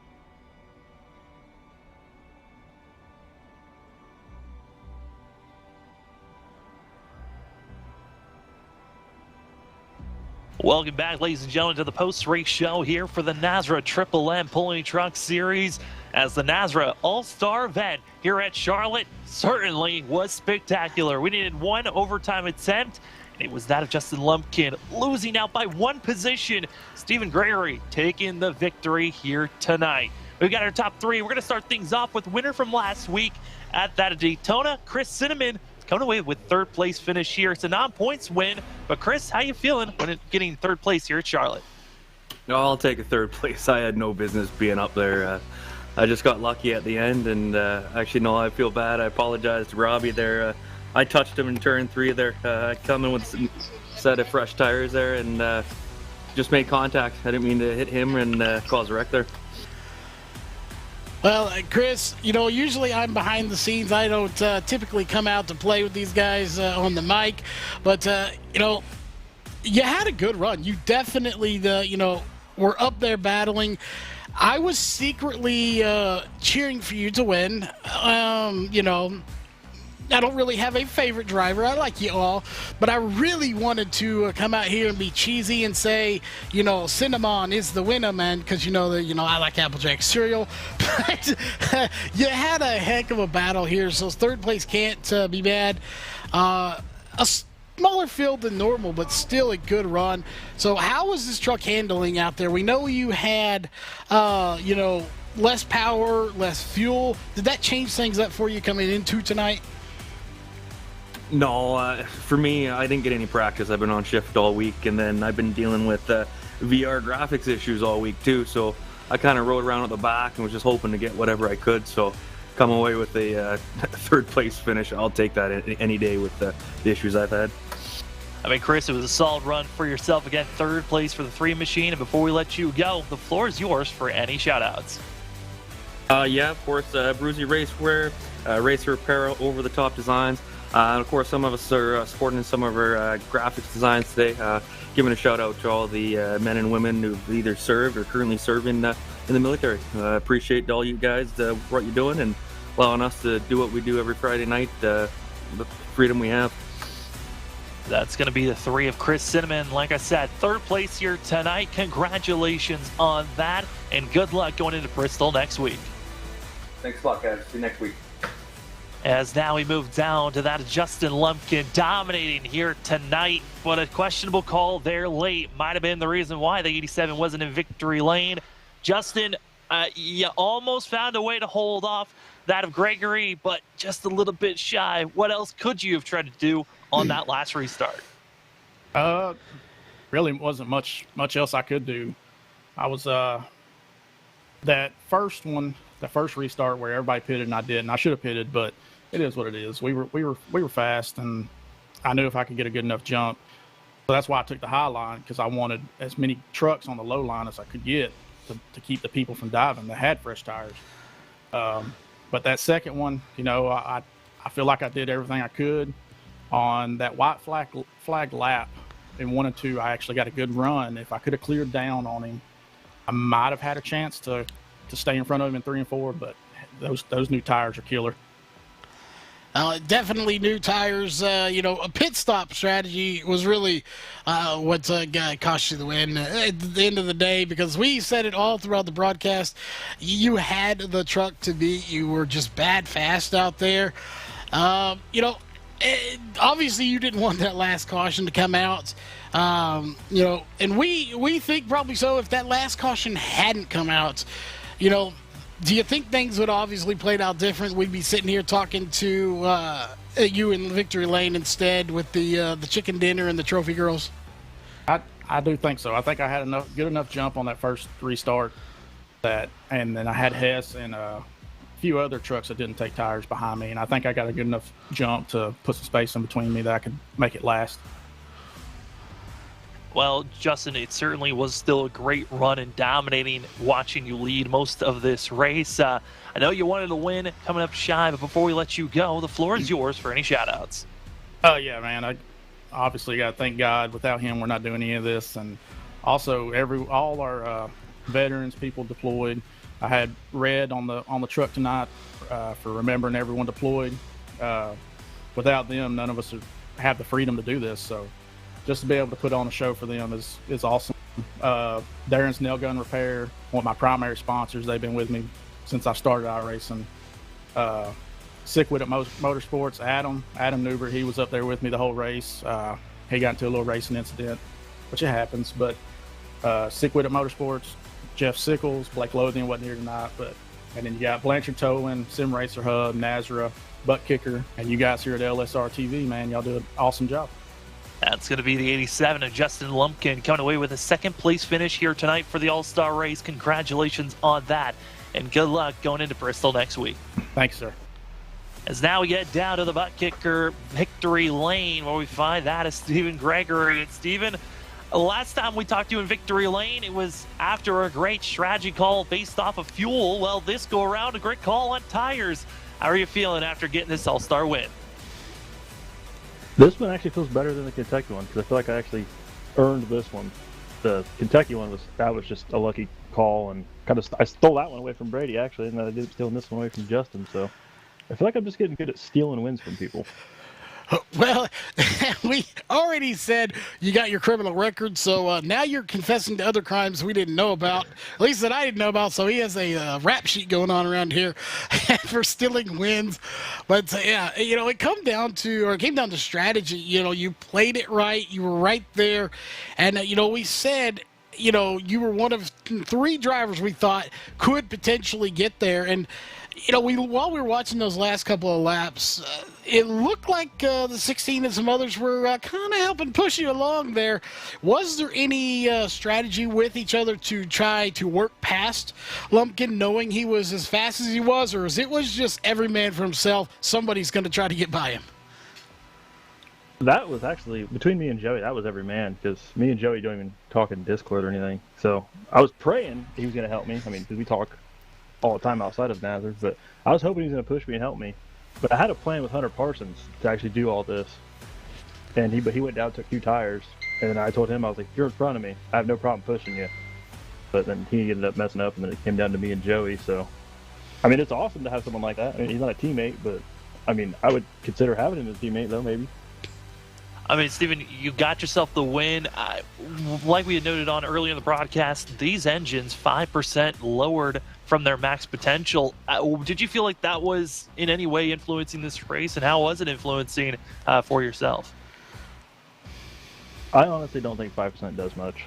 I mean, I think Brady was experimenting with it, and I mean, it was a cool experiment, but I don't think 5% really does much. I think if he would have done like 15 or something, we would have really seen a difference, but I don't think 5 really did anything different, really.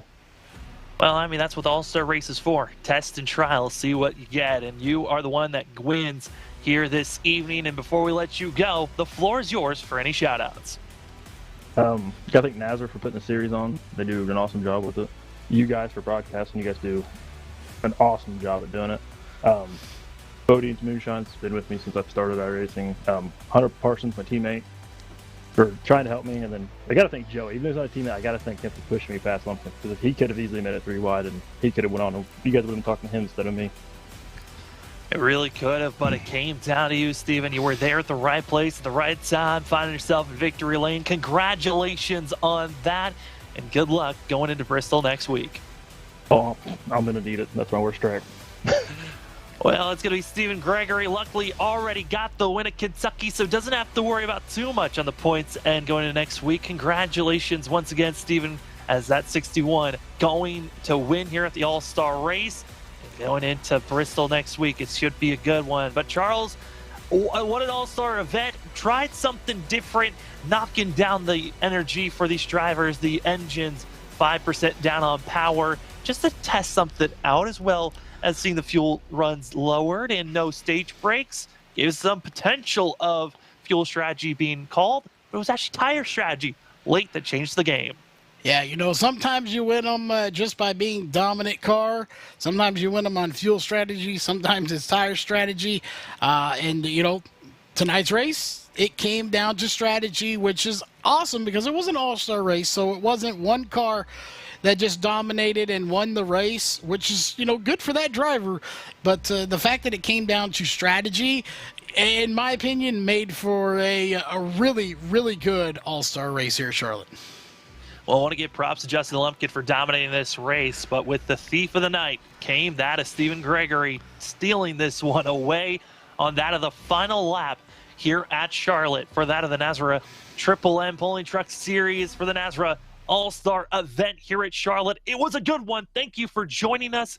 As my name is Sam Dyer, joining me as a late into the booth, but usually running production is Charles Wooten, also joining me here tonight. Thank you for watching LSRTV on your Friday night racing action. More racing action going to be Monday night, and we cannot wait to see you then. If we don't see you Monday, hopefully we'll see you next week here for the NASRA Triple M Pulling Truck Series.